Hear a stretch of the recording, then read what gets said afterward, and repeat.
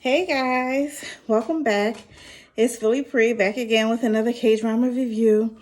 Trying to adjust myself here, looking a little crazy.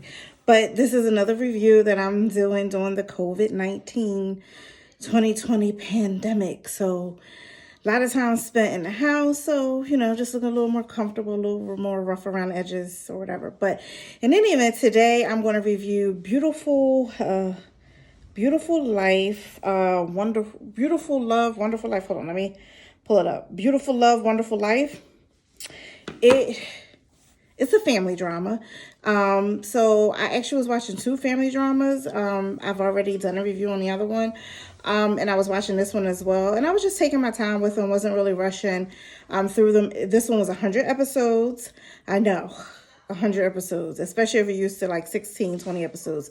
I know it's a lot. But as I've said before, family dramas is really how I got my start into Korean dramas. So every now and then I just need a really good family drama, and I enjoy them because that is how, I got into Korean drama. So every once in a while, I really just like to watch one. So this one, but they were 30-minute episodes.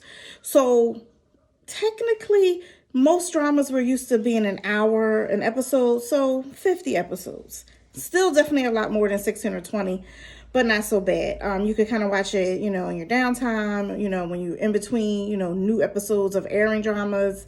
That's kind of what I did to kind of get through it. So I didn't rush it, took my time getting through it. So let's just jump right in and get into the review. So, of course, I probably have tons to say. I mean, it was 100 episodes. There's a lot to say. But I don't, this piece of hair keeps getting on my nerves. I don't want this video to be extremely long, but I do want to focus and cover a lot of the things that I think were important. So, of course, family dramas, you have two families, and that's usually how it starts out, and somehow these two families are intertwined. That's the basis usually for the family dramas. And there's always the rich family, and the family is not so well off. They don't have to necessarily be poor, but they're just not as financially wealthy as the rich family is.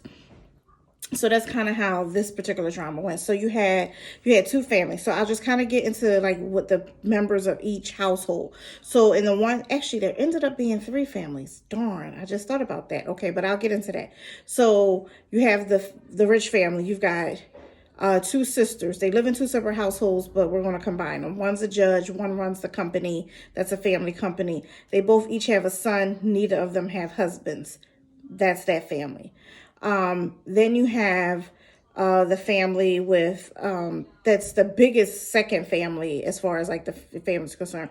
Not that well off. I mean, but they're okay. Mom has her little job. Dad doesn't work, but he was an Olympic something or whatever, and he's just riding on the coattails of that and never did anything else with his life after that. And they have three daughters. So you have mom, dad, three daughters. Now for this third family that I kind of forgot about, you have a father who's a police officer, does not have a spouse, and there are three children. So there's there's a brother, a sister, and a younger brother. So there's three. All three of those children are adopted. Just putting that out there now so I won't have to swing back to that later, because that'll kind of be an important piece to a puzzle later on. So you got these three families, and the drama ensues. So one of the daughters from the family with the three daughters, she kind of basically deserts her family to marry one of the sons of the rich family. The mother-in-law can't stand her, but she just wanted. She was an announcer. I thought she was doing really well for herself, but she just wanted more. She was just never content, never happy with what she had and where she came from, and she basically gave up her family to marry him. And the reason why she had to do that is because her sister was intertwined with the family, not her mother-in-law, but the other sister who was the judge. Her sister had been bullied a lot and wanted to take her life. And I do think this drama really harped on and focused on how serious bullying is. She had been bullied. She wanted to take her life. So she kind of made a pact with this boy that she had kind of never met. They met online, I'm assuming. And they made a pact to meet and have their last day together, hang out, and take their lives. But what happens is he takes his and leaves her a note because she falls asleep and tells her to live, and live well. And the drama unfolds, because the boy who took his life is actually the judge's son. So now that means that the sister who wants to marry into the rich family is actually marrying into a family where her sister knows what really happened with her, I guess, cousin-in-law's death. And, her family kind of covered it up. And so long story short, she didn't have contact with her family for like 9 years or something. So, she's married, but she's not in love. She married for what she married for. And she's always posting on Instagram, and, and she's perfect, and she's Pilates, and she's yoga, and she's coffee, and, whatever. So, but something drastic happens. So her husband, he goes off to work. He's going on a trip. He gets into a car accident, and he's in a coma. But he's in a coma with his mistress. Here comes the third family being part of the drama, because the mistress, who is actually his assistant, who he has been sleeping with for 2 years now, which we found out as everything unfolds, is the adopted daughter of the third family. So now it gets all intertwined here. So it's just a lot of pieces of the puzzle. And I could continue to like break it down exactly what happens, but I feel like we'll be here forever. But that's just to show you how these three families kind of become intertwined. So, of course, when the adopted daughter gets into a coma, her family, which is her older brother, is who they call, he comes to the hospital. So her older brother and the wife of the rich guy, they kind of start like becoming intertwined in a way, because they're both in the hospital, they're both taking care of these two people, and they kind of know the truth that other people don't know. And the mother-in-law of the rich guy, who her son's in a coma, she's so dramatic. Oh my gosh, she is the most dramatic mother-in-law ever. And she doesn't like the daughter-in-law anyway. So when she starts getting suspecting that he was having this affair with this chick, she's basically all for it, because if I could get rid of her, I didn't like her anyway. So it's just lots and lots of drama. And it gets more complicated, because the adopted girl, her name was Harang. Let me start trying to use some names. So Harang, who was the one who's in a coma, she was the adopted daughter. Her father is a police officer, and she has the two brothers. She actually was one of the girls who bullied Suai, and Suai was the one who married the rich guy and left her family. But she's actually one of the girls who bullied Suai's sister, Chonga, who wanted to take her life with the judge's son. So, do you see how intertwined this was? I'm at 8 minutes and I ain't even said much. Child, listen, let me tell you, this is what happens when you watch these 100 episodes and it's all intertwined. But anyway, the drama just keeps building, and, so the mother-in-law kicks the daughter-in-law out. She's like, forget you. She finds a way to get them divorced. While he's in a coma, he wakes up and is like, where's my wife? And the mistress is like, who woke up first, is like, but I'm here. I've been taking care of you. He like, what? I don't want you. Where my wife at? That gets crazy.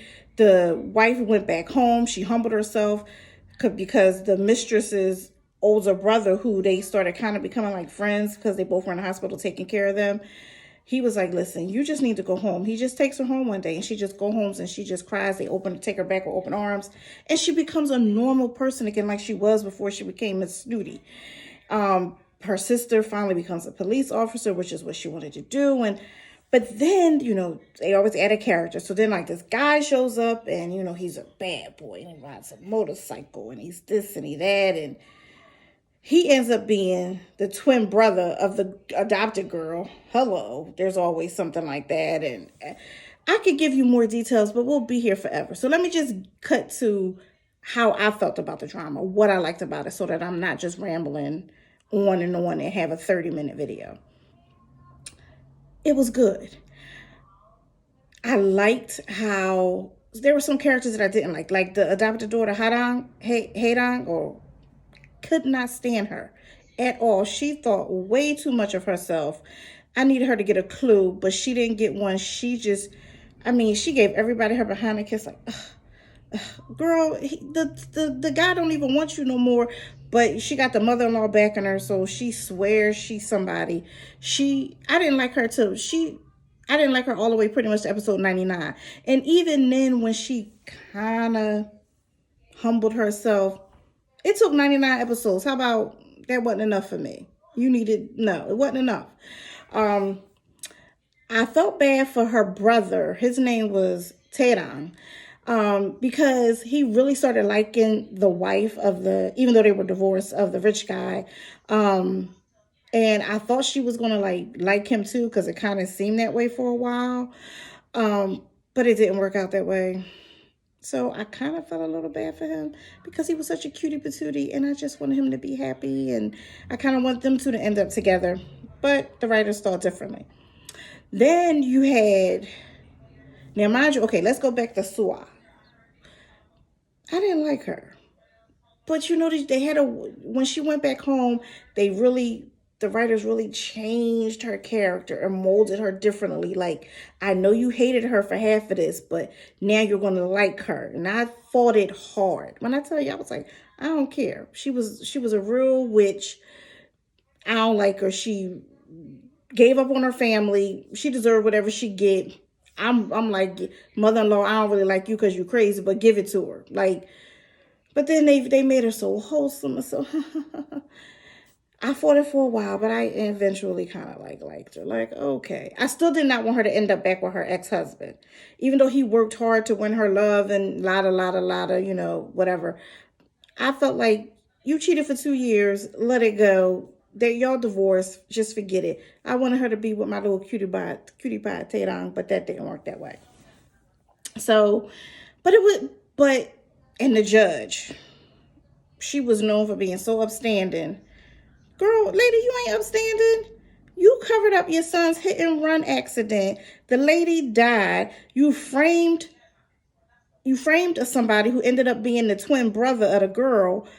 He went to prison, but yet you sponsored him so that he could have a better life once he got out, to ease your conscience.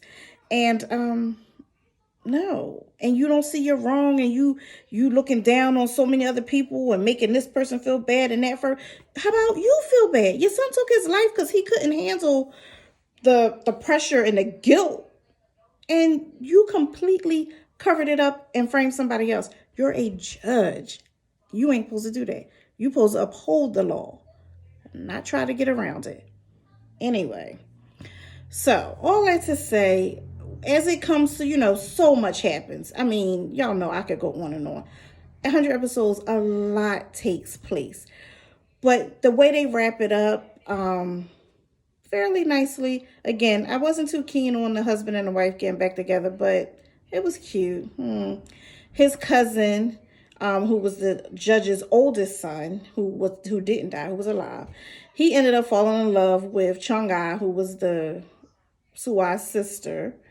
But I liked them together. I did. Even though the twin brother liked her and kind of fell for her. You know, I like a little rugged bad boy, don't get me wrong. But I did think she had such a good dynamic with the other guy that it was just like, let them two be together. So they ended up married, happy. The father, who was her father of the 3 girls, who was just did nothing, he eventually just realized he needed to get up off his behind and do something and be a man and be head of household and not have your wife out here working every day while you lay around and just yell for water and juice and smoothies and food. So he did. He started as a part-time worker, ended up being a business owner.